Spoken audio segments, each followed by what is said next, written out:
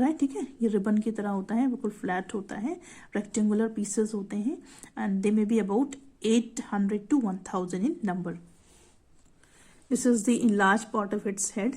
तो यहाँ पे आप देख सकते हैं दिस इज द रोस्टेलम, इससे ये अटैच होता है, these are the hooks and this is the scolex part, ठीक है। This is the neck part and this is the proglottids.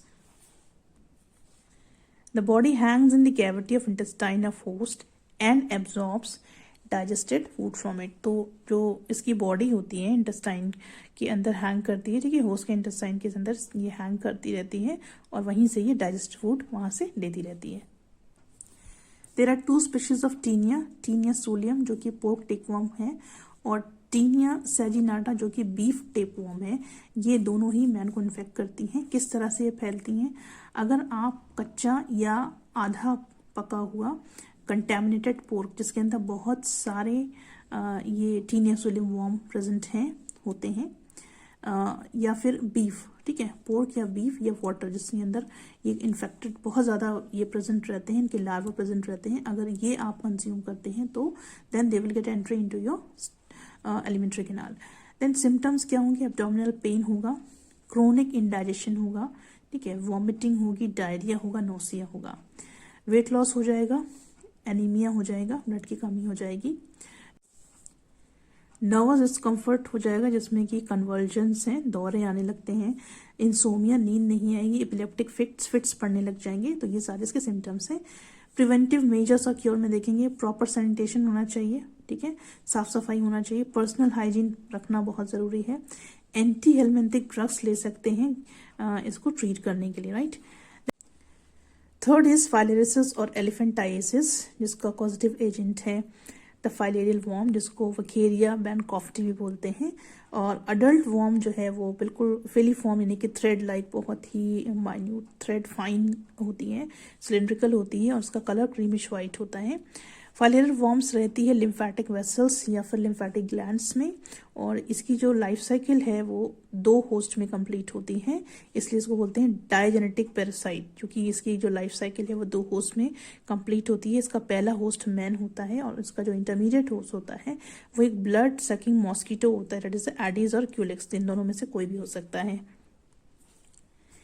Young और जुविनाइल फॉर्म जो होता है वॉर्म्स का उनको माइक्रोफाइलेरी बोलते हैं। ये ब्लड वेसल्स जो डीपली सीटेड होती है वहां पे ये रहते हैं और रात के समय में ये सुपरफिशियल वेसल्स में आते हैं स्किन की और वहां से क्यूलेक्स और एडीज जो हैं ब्लड सक करने के थ्रू ये अपनी बॉडी में इनको ले लेते हैं या फिर वी कैन से ये इनकी बॉडी में ट्रांसफर हो जाते हैं। मोड ऑफ ट्रांसमिशन, ये ट्रांसमिट होता है थ्रू एडीज और क्यूलेक्स मॉस्किटो, राइट। तो इनका जो यंग फॉर्म होता है यानी कि माइक्रोफाइलेरी, ये स्किन के ऊपर डिपॉजिट हो जाते हैं और वहां से ये स्किन को पंचर करते हुए बॉडी में एंटर करते हैं और मूव हो जाते हैं लिम्फेटिक चैनल्स में और वहां पे ये अडल्ट फॉर्म में चेंज हो जाते हैं।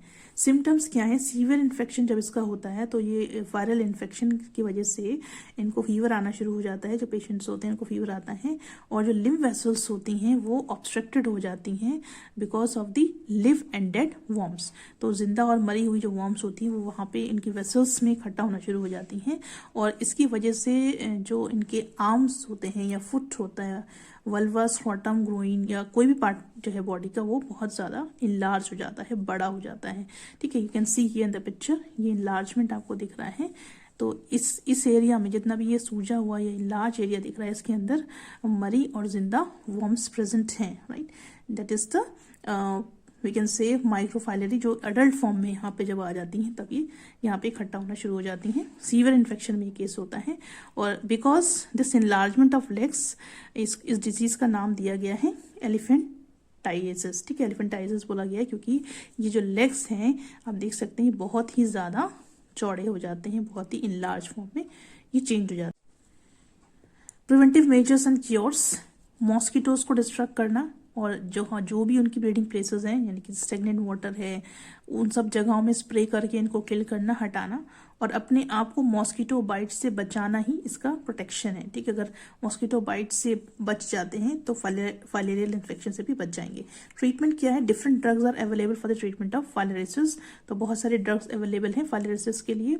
The national filaria programme is organise by the government to eradicate filarial infection. तो गवर्नमेंट ने एक प्रोग्राम ऑर्गेनाइज किया जिसका नाम है नेशनल फाइलेरिया प्रोग्राम, जिसका जो प्रिंसिपल है वो प्रिंसिपल है उसको इराडिकेट करना, इसको कंप्लीटली जड़ से खत्म करना, right. So here our chapter is finished.